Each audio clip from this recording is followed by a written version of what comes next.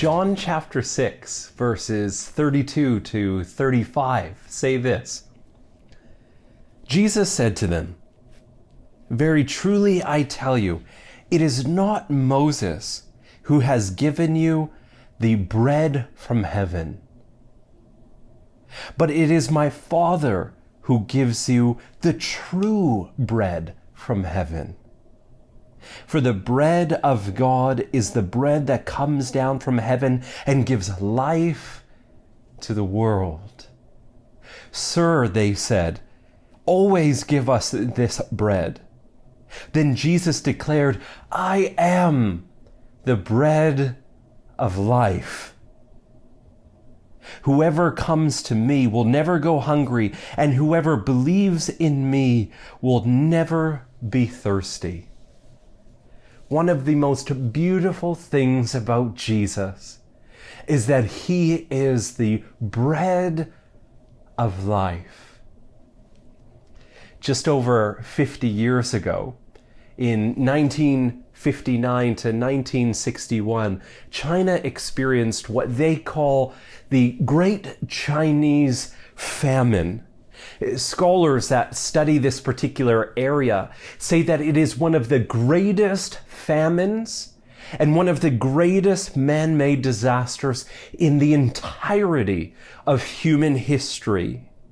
It devastated their country, and they estimate that there was anywhere from 15 to 40 million people that starved to death.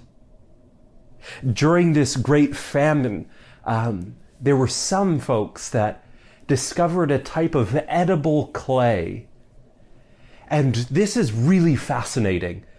They would take this clay, add water to it, knead it into a type of dough, and bake it over the fire, and it would produce something that resembled a loaf of bread. And they could eat this and be filled. Now here's what's interesting. There was an enormous problem with this bread.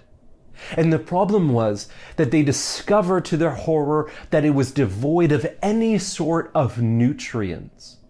There was no carbohydrates or vitamins or anything else in this bread.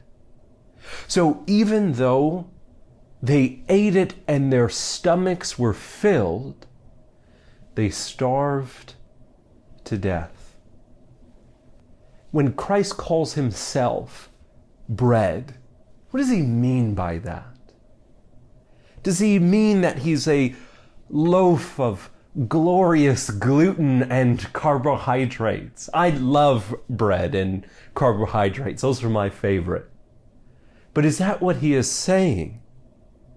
To say that would be akin to affirming that when Christ says that he is a door, that he is, as a matter of fact, an assembly of 2x4 and nails. And that would be silly.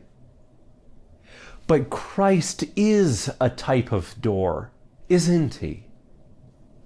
Likewise, when he says that he is the bread of life, he is a type of food that when you consume it, it does to your spirit the same thing that food does to your physical body. And what does food do to our physical bodies? Well, it provides life.